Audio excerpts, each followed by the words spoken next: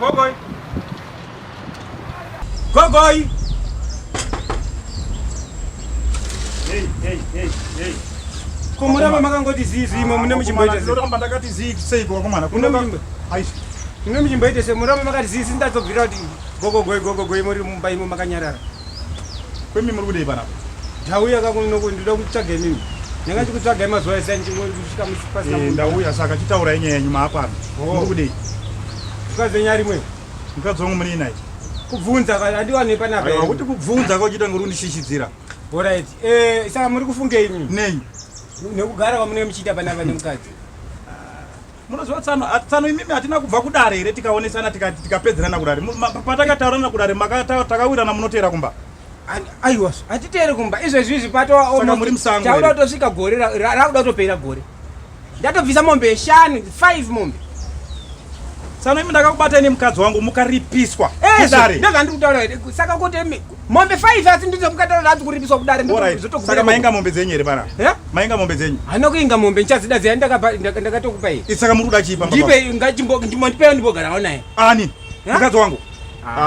Imi tsano musareva mandipinda muhomwe kusvika pa level iroro muri kupinda muhomwe kwei 1 ndakazvidzora wazvinzwa ndakubatawo nemukadzi wangu iwewe ndikazvininipisa mukaenda kwamambozi tikaripiswa mukati ani makaenda kwaheadman eka saka headman akandaidza akati ndikupei mombe saka wakuda mukadzi wangu akati ndikupei mombe kaheadman mayanesu ngavauye pano mayanesu uyai kuno torimo esi mayane iwe shamwari ka iwe mayanesu muri kuona kuti munhu uyu ari kuda kundijairirawo muri pamwe chete here nenu hanziko baba anesi taurai zvinakajeka muredere mayenesi ndinofara hangu makadii iwe shamwari ka iwewe iwe shamwari ka iwe usandoone zino ukafungidzira ndakapusa wazvinzwa wakaita zvawakaita nemukadzi wangu ndikakuregeraaida kubvunza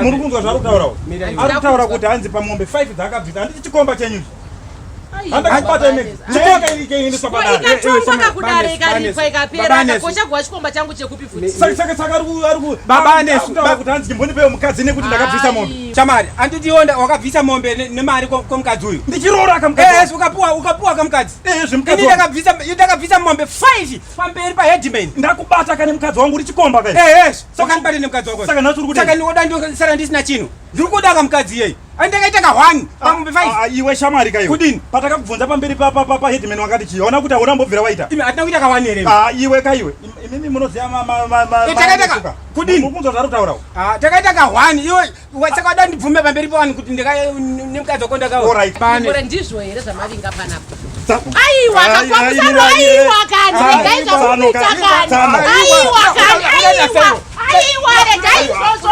usadaro kani aiwa kani koma kudiko nhai koma kudiko nhai baba neso aiwa muregei kani koi ndezveiko nhai koi yacho ndekuti mombe 5 aiwa imene aunabvisa mombe mukadzi wangu here mombe 5 atano kani aiwa kani